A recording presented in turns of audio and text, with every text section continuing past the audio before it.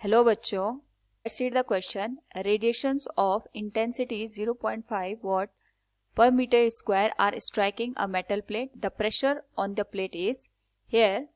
Now, first of all, we will discuss here the key concept, which is intensity of photon or radiation.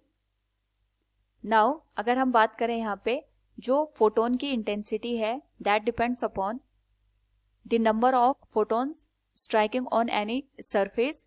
Now यहाँ पे जो हमें value given है intensity की, that is I equals 0.5 watt per metre square. हमें इस particular case में pressure की वैल्यू को फाइंड आउट करना है. Now we can find the pressure as pressure is equal to force divided by area, and we know that power is given as force multiplied with velocity, or we can write force as power divided by velocity.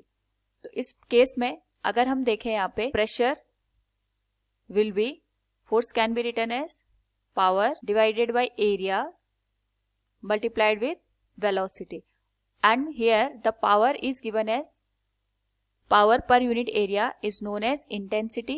So here the required formula will become intensity divided by velocity, and we know that the velocity of photon is 3 into 10 raised power 8 meter per second. तो इस according अगर हम यहाँ पे value put करें, we will get the value of pressure as intensity हमें given है 0.5 watt per metre square और वेलोसिटी हो जाएगी 3 इंटू 10 रेज़ पावर 8 मीटर पर second.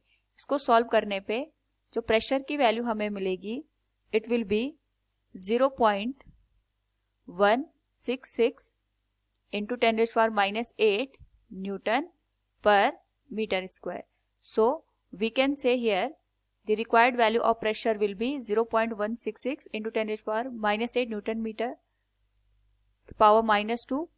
From the given option we can say here option A will be the correct answer. Hope all you understood it. Thank you and best of luck.